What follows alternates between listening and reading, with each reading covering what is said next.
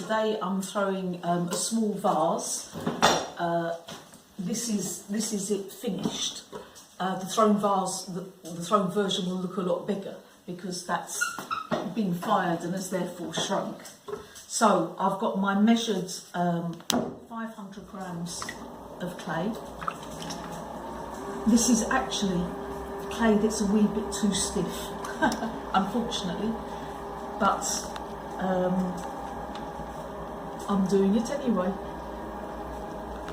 It is one of the things that different forms need different firmnesses of clay, and it's quite one of the things that is quite hard knowing until you're starting to do it if you've got that right.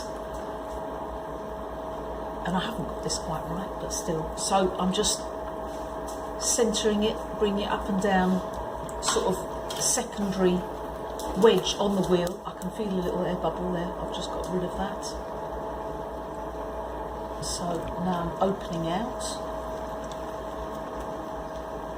and I'm getting the base right before I start bringing up the wall. So it's quite a narrow base, and I'm going to start more or less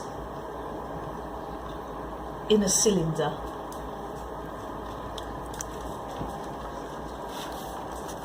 I can feel I've got another air bubble, which is no testimony to my preparation. So I'm going to get rid of that just with a needle in a cork. There we go, that's probably okay.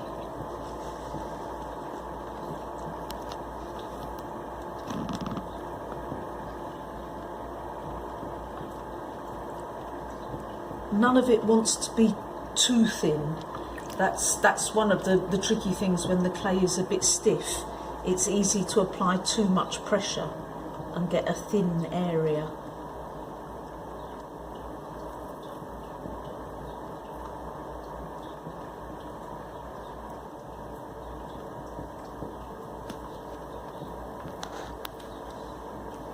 So I'm preventing the neck from getting too wide,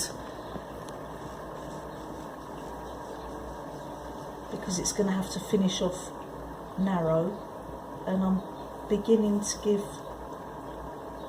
the rounded bellied shape to the form now.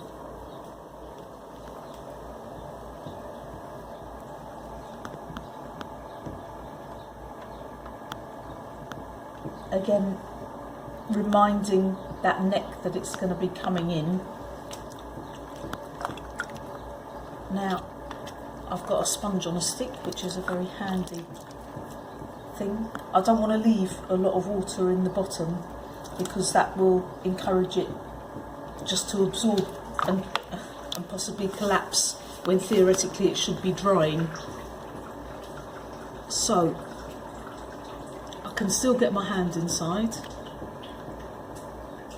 and I've still got a decent amount of clay at the top.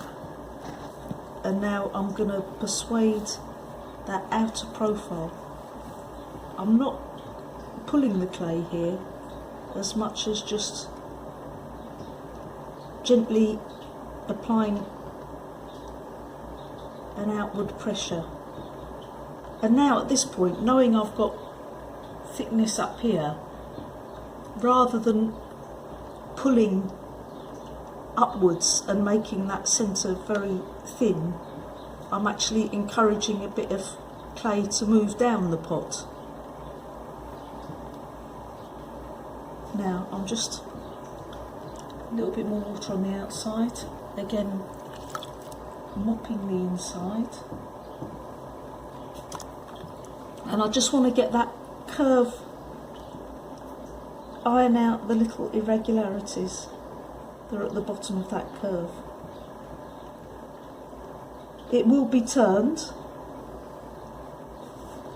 but some things just can't be corrected, so you want to get it as good as close to the shape you want as you can. So now I'm going to concentrate on collaring, so making that neck smaller. I've sped up the wheel because I'm applying pressure inward and upward. So I've got a certain amount of thickness here, and now I've got the profile pretty much okay. Now I'm going to concentrate on this top neck section.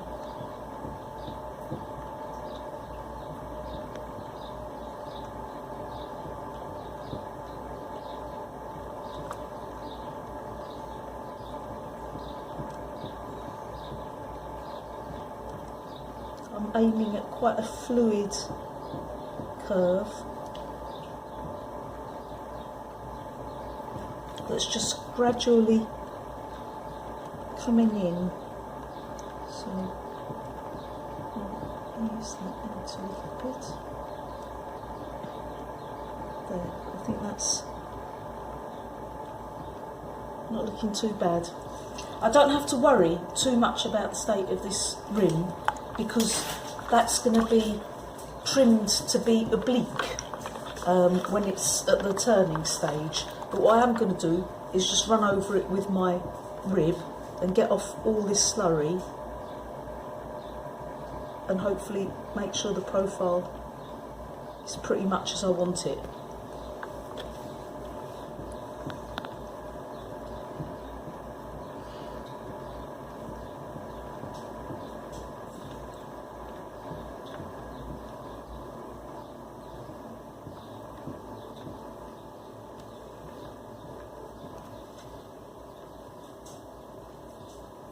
A lot of slurry there, and it certainly needs to come off.